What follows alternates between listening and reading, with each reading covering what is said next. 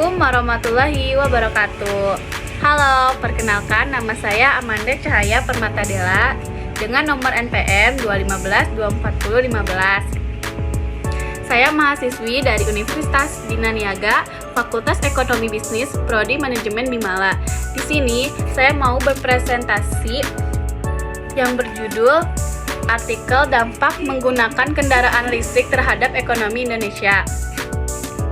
Perkembangan teknologi kendaraan listrik semakin pesat di seluruh dunia, termasuk di Indonesia. Menggunakan kendaraan listrik bukan hanya sebuah inovasi dalam dunia otomotif, tetapi juga memiliki dampak besar pada perekonomian. Pemerintahan Indonesia berupaya mengurangi ketergantungan pada bahan bakar fosil dan memperkuat ketahanan energi. Dengan mendorong adopsi kendaraan listrik, upaya ini diharapkan tidak hanya mengurangi emisi karbon, tetapi juga menciptakan berbagai dampak ekonomi, termasuk peningkatan lapangan kerja, penurunan biaya impor bahan bakar, dan peluang investasi dalam industri baterai. Salah satu dampak ekonomi langsung dari adopsi kendaraan listrik adalah pengurangan ketergantungan pada bahan bakar fosil.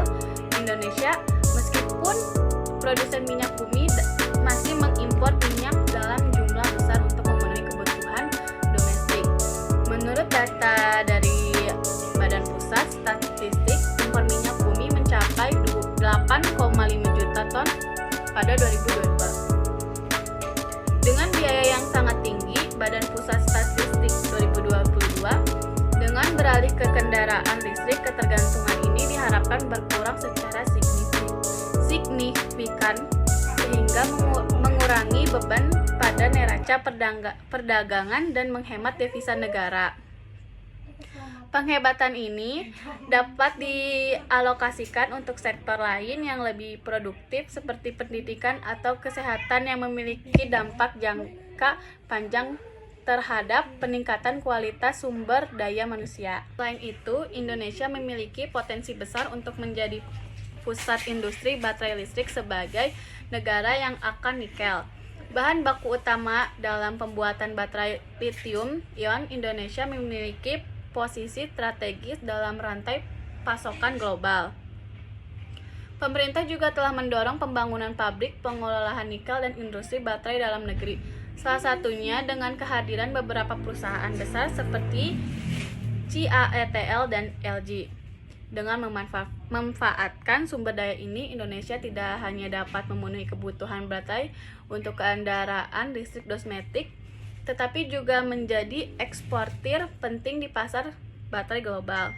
Menurut analisis McKinsey dan Company, potensi ekspor baterai Indonesia dapat mencapai USD 20 miliar per tahun pada tahun 2030 jika dikelola dengan baik.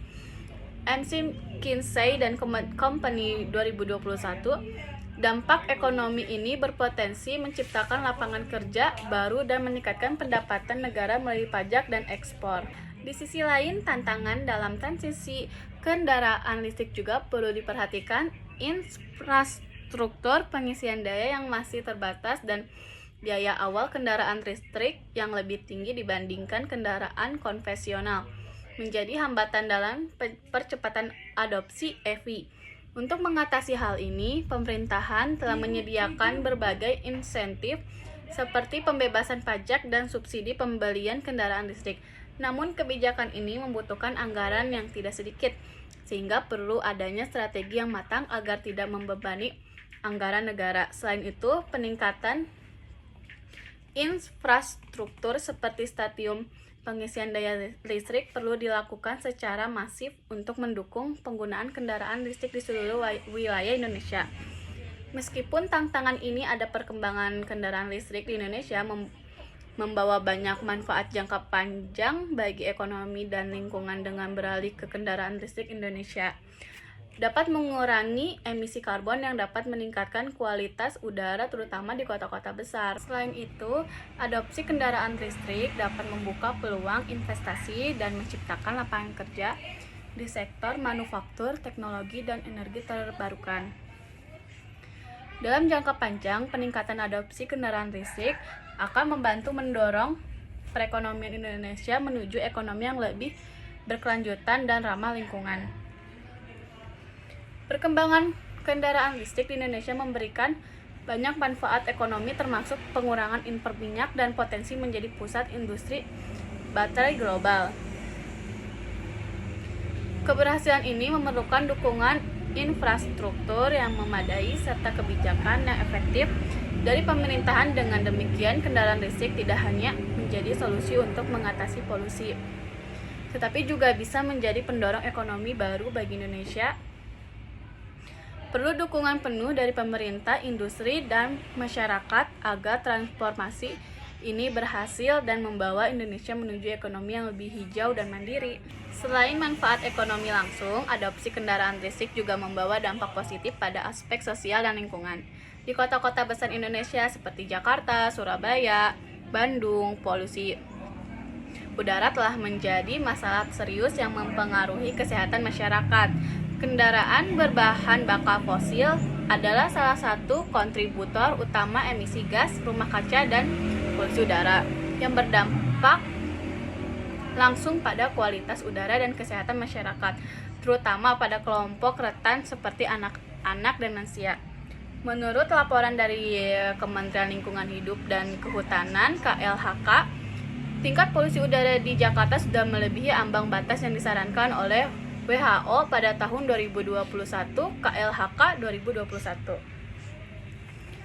Beralih ke kendaraan listrik, polusi udara dari emisi knalpot kendaraan dari tekan secara signifikan yang berkontribusi pada peningkatan kualitas udara di wilayah perkotaan. Menurunkan polusi udara ini berpotensi mengurangi penyakit pernapasan seperti asma dan bronkitis yang seringkali disebabkan oleh polusi partikel halus. Dampak ini tidak hanya akan meningkatkan hidup masyarakat, tetapi juga mengurangi biaya kesehatan yang harus dikeluarkan pemerintah untuk mengatasi penyakit akibat polusi udara.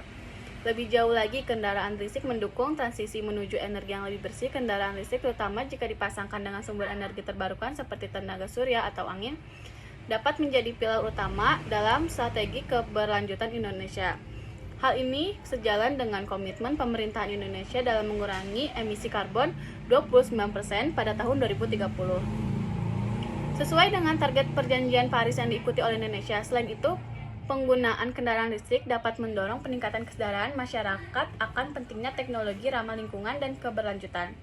Namun, aspek lingkungan lain yang perlu diperhatikan adalah terkait proses daur ulang baterai kendaraan listrik. Produksi dan pembuangan baterai lithium-ion memiliki dampak lingkungan yang signifikan, terutama jika tidak dikelola dengan baik. Baterai bekas yang tidak didaur ulang secara tepat dapat mencemari tanah dan air karena kandungan logam berat seperti nikel dan kobalt.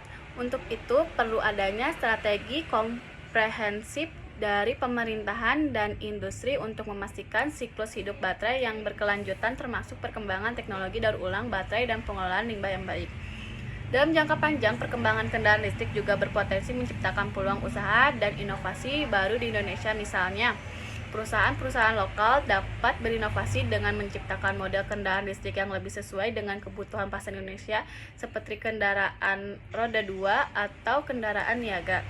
Selain itu, industri komponen kendaraan listrik mulai dari produksi baterai hingga sistem pengisian daya membuka peluang dari UKM dan pengusaha lokal untuk berpartisipasi dalam rantai pasokan EV. Hal ini dapat menciptakan efek domino dalam peningkatan ekonomi lokal dan perkembangan ekonomi EV yang kuat di dalam negeri.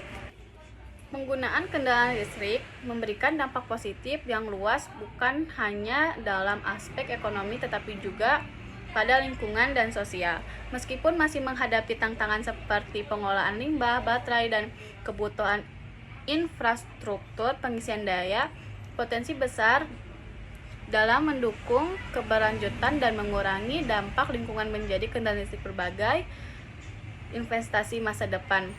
Dengan perencanaan yang matang, adopsi kendaraan listrik bisa menjadi titik balik menuju ekonomi yang berkelanjutan dan lingkungan yang lebih bersih. Kolaborasi antara pemerintah, pelaku industri, dan masyarakat sangat penting untuk memastikan keberhasilan transformasi ini. Sekian presentasi dari saya. Assalamualaikum warahmatullahi wabarakatuh. Bye-bye.